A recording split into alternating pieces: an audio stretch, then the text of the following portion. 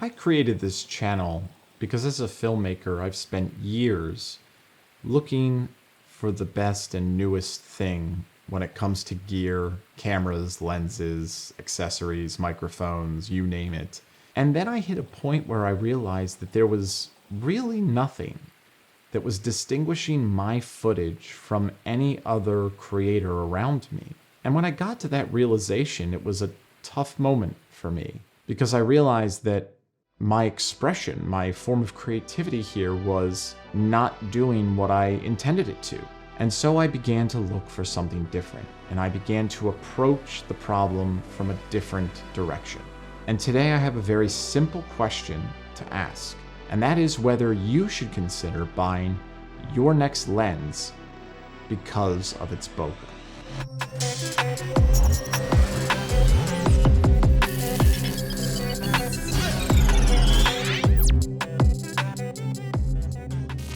How's it going, everybody? My name is Matt, and welcome back to Create, Rinse, Repeat. This channel is dedicated to cinematography, filmmaking, and content creation for platforms like YouTube. And this platform is great because it offers a form of expression for each and every one of us. No matter what your content, no matter what your personality, there is a group of people out there that are like you that want to see what you have to offer. Up until a year or so ago, I was looking for the best and newest thing when it comes to gear. It's easy to get caught up in that search for the next greatest tech item, especially in 2020 when the next greatest thing seems to be coming along every other week.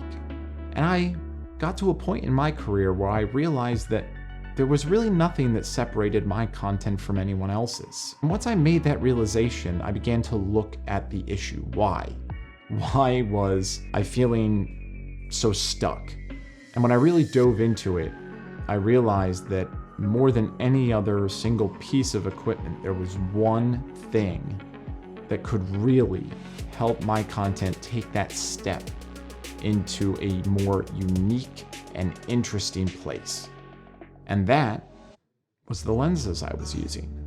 I began to go down the road of vintage lenses because they have something that no modern lens has, and that something is character.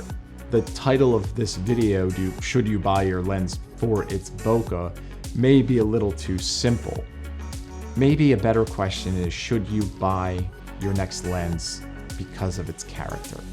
Because character is something that more and more I'm finding vintage lenses have and modern lenses lack. You taping? I am. Awesome. Okay. Here we have Tillman's Ravine. This tree is over 100 years old. Unfortunately, it didn't survive because it was on the edge here. You could see the mounds of dirt where it eventually eroded away due to years and years of corrosion. And it tilted over and crossed this ravine, making a bridge. Back in history, they would use these fallen trees as bridges, pathways to get from one area to another. How lovely and majestic she is. Oh, such a rare creature to find here, especially this time of year. Let's try to get a little closer. There she is. Okay, I'm going to try, okay, the Kara call, all right? Kara! Kara! This past weekend, I was away camping with my family, somewhere we go every year, and I'm always excited to go and bring my equipment and film because it is such a beautiful place. And I took 3 lenses with me.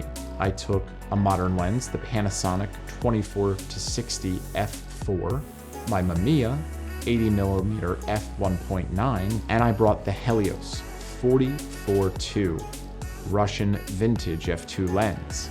And my goal was to see if I could notice a difference when I filmed things with the modern Panasonic lens as opposed to the vintage lenses, Mamiya and Helios.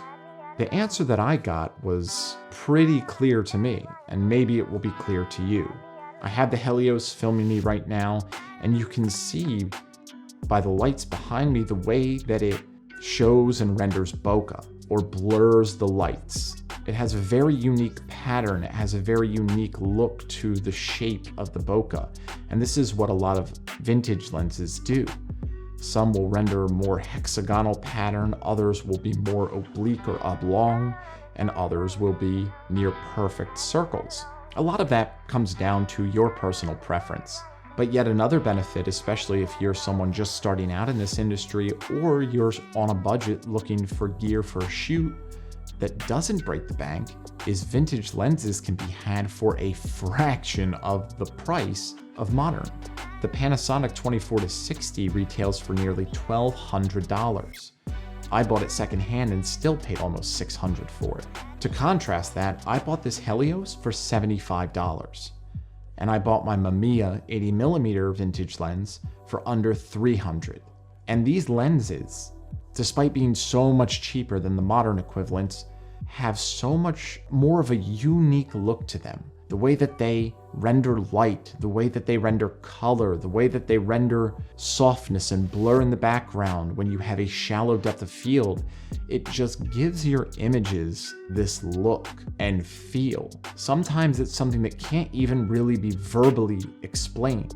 It's just something you feel when you watch it. And to me, as someone who creates content, that is what I'm looking for at the end of the day. I'm looking for something that will evoke emotion from my audience. So I have been showing you examples of clips that I shot with the Panasonic, of clips that I shot with the Helios, and of clips that I shot with the Mamiya all over the weekend while I was hiking through the mountains and up waterfalls. It's just something I felt was important to talk about because it's easy to get caught up in that search for the next greatest tech item. The Sigma 18-35 f1.8. One of my favorites was the Sigma 35mm f1.4. These lenses are amazing. They're optically nearly perfect and they're so sharp. But sharpness today can be achieved with almost any modern camera. And you see people intentionally softening their shots because too much sharpness is a problem. Nobody wants to see every single pore on a person's face. And so I'd encourage you, again, if you're just getting into this field, if it's something that you're looking to pursue either as a hobby or professionally, give vintage lenses a try. There are a lot of great options out there for a lot less money, and that can give you a look that the more expensive lenses can't. They do lack some of the modern conveniences like autofocus, but I would argue that knowing how to manually focus is as critical of a skill in content creation as there is. I hope that you found this one entertaining and somewhat helpful. If you did, please feel free to do the YouTube things, like, subscribe, comment. I am very interested in what you think on this subject. So let me know down in the comments and let me know what you're looking for future content. If you have any specific requests, it's something that I would love to dive more deeply into. Thank you again for watching, and we'll see you next time here on Create, Rinse, Repeat.